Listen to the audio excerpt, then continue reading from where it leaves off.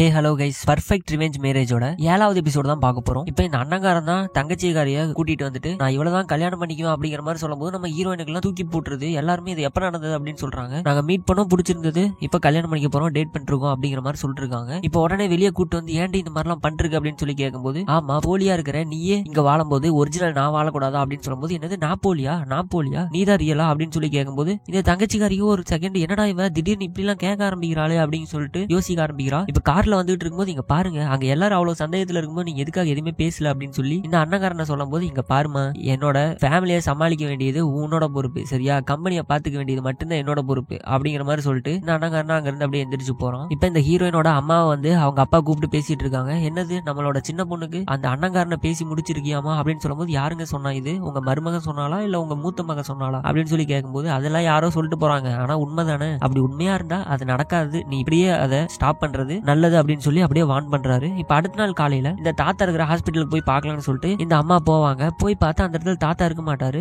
என்னன்னு பார்த்தா அவர் ஒரு லெட்டர் எழுதி வச்சுட்டு என்னை தேடாதீங்க, நான் விருப்பத்தோட வேற ஒரு இடத்துக்கு போறேன் அப்படின்னு சொல்லிட்டு போயிருப்பாரு. இங்க தாத்தாவை பாத்தீங்கன்னா அவங்க அம்மா இருக்கிற இடத்துல வைக்கிறது ரொம்ப சேஃப் கிடையாது அப்படின்னு சொல்லி ஹீரோயின் வேற ஒரு இடத்துல தங்க வச்சிருப்பாங்க. இப்ப இந்த தாத்தாவும் வக்கீலுக்கு கால் பண்ணி என்னோட மொத்த சொத்தையுமே என்னோட பேத்திக்கு போற மாதிரி, அதாவது ஹீரோயினுக்கு போற மாதிரி மாத்தணும் அப்படின்னு சொல்லும்போது, சார் பையனுக்கு தானே கொடுப்பாங்க அப்படின்னு சொல்லும்போது, எப்படியா இருந்தாலும் பையனுக்கு போயிட்டு ஹீரோயினுக்கு தானே போகும், நான் இப்பயே கொடுத்துறேன் ஸ்ட்ரைட்டா அப்படின்னு சொல்லி சொல்லும்போது சரின்னு சொல்லி அவங்களும் சொல்றாங்க.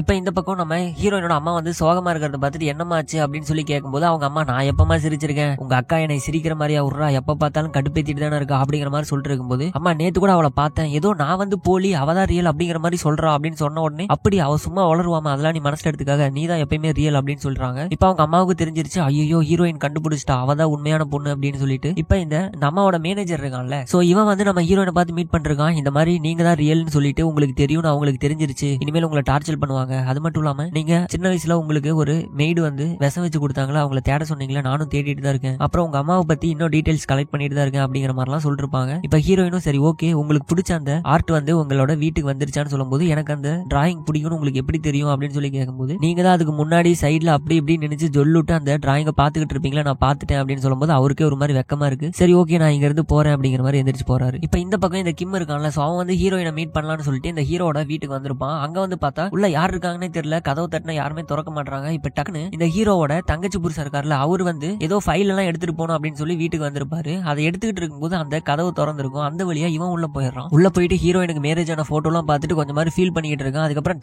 நான் எதுக்கு ஃபீல் பண்ணணும், இவ்வளவுதான் எனக்கு பிடிக்காது அப்படின்னு சொல்லிட்டு அங்க ஒரு டிரா ஓப்பன்ல இருக்கு, அதை எடுக்கலாமா வேணாமான்னு பாத்துக்கிட்டு இருக்கான். டக்குன்னு டிரா ஓபன் பண்ணி உள்ள ஒரு ஃபைல் இருக்கு, அது என்ன ஃபைல்னே தெரியல. அவன் பாட்டுக்கு அந்த பேப்பர் எடுத்து பார்த்து அப்படியே ஷாக் ஆகுறான். இங்க நம்ம ஹீரோயினுக்கு நம்ம ஹீரோ கால் பண்ணி என்ன பண்றதுக்கு லேட் ஆச்சு சீக்கிரமானு சொல்லும்போது, இல்லைங்க டிராயிங் பண்றதுக்கு ஒரு சில திங்ஸ் எல்லாம் வாங்கணும், பிரஷ் அது இதுன்னு, அதான் வாங்கிட்டு வந்தேன் அப்படின்னு சொல்லுவாங்க. சரி சீக்கிரம் வீட்டுக்கு நான் சமைச்சு வச்சிருக்கேன் அப்படின்னு சொல்லிட்டு வீட்டுக்கு வந்த உடனே நம்ம ஹீரோ சமைச்சதை கண்ணை மூடிட்டு சாப்பிடுறாங்க. எப்பயுமே யார் சமைச்சாலும் இவங்க சாப்பிட மாட்டாங்க. சோ இதை நம்ம ஹீரோ பாக்குறாரு. அப்ப நம்ம ஹீரோ மேல கண்மூடித்தனமா நம்ம ஹீரோயின் வந்து நம்பிக்கை வச்சிருக்காங்க. இதுவும் அவருக்கு அப்படியே தெரியுது. இப்ப அப்படியே வீட்டுக்கு அந்த ஃபைல் எடுத்துட்டு கிம் வரான். அந்த கிம்மோட அம்மாவும் தங்கச்சியும் பாத்தீங்கன்னா, இவன் எதுக்குமே சரிப்பட்டு வர மாட்டான், ஒரு பணக்கார பொண்ணை கூட கரெக்ட் பண்ணி கல்யாணம் பண்ண தெரியல, நம்ம இன்னமும் கீழே ஏழையா தான் போய்கிட்டு இருக்கோம் அப்படின்லாம் பேசிட்டு இருக்காங்க. இவனும் இங்க பாருமா, ஹீரோயினுக்கு அவ கல்யாணம் பண்றதுக்கு ஏதோ ஒரு காரணம் இருக்கும், அதனாலதான் போயிருப்பா, அவளை தப்பா பேசாதீங்கன்னு சொல்லும்போது, இன்னும் வக்காலத்து வாங்கிட்டு வராம பாரு அப்படிங்கிற மாதிரி எல்லாம் பேசிட்டு இருப்பாங்க. இப்ப அடுத்த நாள் ஹீரோயினை மீட் பண்ணி, நீ எதுக்காக அவனை காதலிச்சு அவனை கல்யாணம் பண்ண, நீ காதலிச்சே இல்ல ஏதோ கட்டாயத்துல கல்யாணம் பண்ணியான்னு கேட்கும்போது, இதெல்லாம் நீ ஏன்டா கேட்டுக்கிட்டு இருக்க அப்படின்னு சொல்லி கிம்ம போட்டு திட்டிட்டு இருப்பாங்க. நம்ம ஹீரோ வந்து இனிமேல் என் ஒய்ஃபு கிட்ட நீ பேசுற வேலை வச்சுக்காத அப்படின்னு சொல்லி திட்டி விட்டுறான். இப்ப அடுத்த சீன்ல நம்ம ஹீரோவையும் ஹீரோயினையும் வீட்டுக்கு வர சொல்லியிருப்பாங்க. என்னன்னு பார்த்தா எல்லாம் சுத்தி உட்காந்துருக்காங்க. நடுவுல அந்த ஃபைல் இருக்கு. சோ அந்த ஃபைல்ல இருந்தது, அதாவது இந்த கிம்மு போய் எடுத்தது வேற எதுவுமே இல்ல, இந்த கான்ட்ராக்ட் மேரேஜுக்கு சைன் பண்ணிருப்பாங்கல்ல, சோ அந்த பத்திரம் தான். அதுல தெளிவா போட்டிருக்கு 1 வருஷம் தான் கான்ட்ராக்ட் அப்படின்னு சொல்லிட்டு. இதெல்லாம் பார்த்துட்டு என்னடா நடக்குதுங்க அப்படின்னு சொல்லி கேட்கும்போது, ஆமாமா நாங்க கான்ட்ராக்ட் மேரேஜ் தான் பண்ணோம், ஆனா இப்ப நாங்க உண்மையா லவ் பண்றோம் அப்படிங்கறதெல்லாம் சொல்லிட்டு இருக்கும்போது, இது ஏன் எங்க கிட்ட சொல்லல, ஏன் மறைச்சிட்டீங்க அப்படி இப்படின்னு சொல்லிட்டு இந்த அண்ணங்கார வேற அப்படியே ஏத்தி விடுறான். சோ இதெல்லாம் பார்த்துட்டு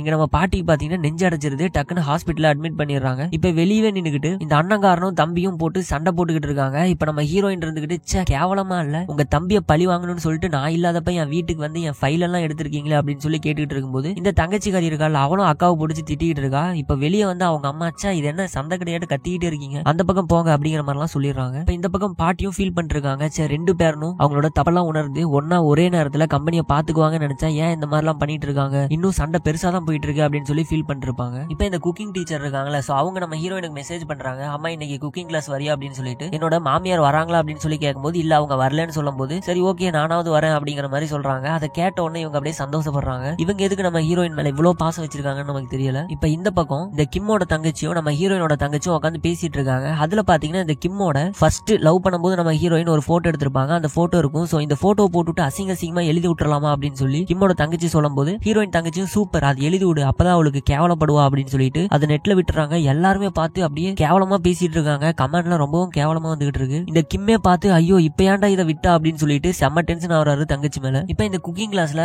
நம்ம ஹீரோவோட அம்மா உட்காந்து சமைச்சுக்கிட்டு இருக்கும்போது பாத்தீங்கன்னா அந்த இடத்துல ஒரு லேடி வந்து சண்டை இழுத்துக்கிட்டு இருப்பா. என்ன எப்ப பார்த்தாலும் உன் மருமக ஆப்போசிட்ல நிக்கிறா, எப்ப பார்த்தாலும் அவன் மேல இன்பத்தை கொட்டிக்கிட்டு இருப்பா, இன்னைக்கு என்ன மூஞ்ச கூட திருப்பி பார்க்க மாட்டேறி அப்படின்னு சொல்லிட்டு அப்போ பிரச்சனை இல்ல உன் பையனுக்கு டிவோர்ஸ் வாங்கிரு அவன் தானே சந்தோஷமா இல்ல அப்படின்னு சொல்லும்போது ஹீரோ அம்மா பாத்தீங்கன்னா ஏன் உன் பையனுக்கு வாங்க வேண்டியதானே அப்படின்னு சொல்லும்போது அவன் ரொம்ப சந்தோஷமா தான் இருக்கான் அப்படின்னு சொல்லும்போது என்ன சந்தோஷமா இருக்கான் அவன் எப்ப பார்த்தாலும் ஒயின் ஷாப்ல தான் இருக்கான் ஏன் எங்களுக்கு எல்லாம் தெரியாதுன்னு நினைச்சியா அப்படின்னு சொல்லி பேசிட்டு இருக்காங்க. இதுல பாத்தீங்கன்னா இவங்க 2 பேருக்கு சண்டை வந்துருது. இதை வந்து நம்ம ஹீரோயின் வீடியோ எடுத்து அந்த லேடியை போய் மிரட்டிட்டு இருக்காங்க. என்னோட மாமியார விட்டுரு இல்லைன்னா நான் போலீஸ்ட போவேன் அப்படின்னு சொல்லும்போது அந்த லேடி பாத்தீங்கன்னா நம்ம ஹீரோயினை போட்டு சப்புன்னு அடிச்சிடறாங்க. இதே பழைய ஹீரோயினா இருந்தா அடி வாங்கிட்டு போயிருப்பா. இப்பதான் நம்ம ஹீரோயின் வேற லெவல்ல இருக்காங்க. போட்டு அந்த லேடியை திரும்பவும் சப்புன்னு அடிச்சிடறா. அங்க இருந்து எல்லாருமே ஷாக் ஆயிடுறாங்க. இப்ப அந்த குக்கிங் டீச்சர் வந்து நீங்க தான் தப்பு பண்ணீங்க, நீங்க அமைதியா இருங்க இல்லைன்னா நான் போலீஸை கூப்பிடுவேன், அங்க சிசிடிவில எல்லாமே ரெக்கார்ட் ஆயிட்டு இருக்குன்னு சொல்லும்போது அவங்களும் அப்படியே அமைதியாயிடுறாங்க. இங்க நம்ம ஹீரோவோட அம்மாவும் பாத்தீங்கன்னா இந்த ஹீரோயினோட அம்மாவை மீட் பண்ணி பேசிட்டு இருக்காங்க. அப்படி பேசிட்டே இருக்கும்போது பாத்தீங்களா நான் அப்பயே சொன்னேன்ல நீங்க தான் அந்த பொண்ணு பெஸ்ட் அப்படி இப்படின்லாம் சொல்லிட்டு இருந்தீங்க, இப்போ எவ்வளவு கேவலப்படுத்தி இருக்கா பாத்தீங்களா குடும்பத்தை அப்படின்னு சொல்லும்போது ஆமா நீங்க சொன்னது கரெக்டா தான் போச்சு, எப்படி உங்க பொண்ணு இப்படி தருதலையா எல்லா பசங்களோட சுத்திட்டு இருக்கா, நீங்க கண்டிக்காம என்ன பண்ணீங்க அப்படின்னு சொல்லி கேட்கும்போது இல்லம்மா நான் கண்டிச்சேன் ஆனா அவ தான் கேட்கவே மாட்டேங்கிறா, இப்ப என்ன பிரேக்கப் பண்ணி விட்டுருவோம்ல அப்படின்னு சொல்லும்போது கண்டிப்பா பிரேக்கப் பண்ணி தான் ஆகணும் அப்படின்னு நம்ம ஹீரோட அம்மாவும் சொல்றாங்க.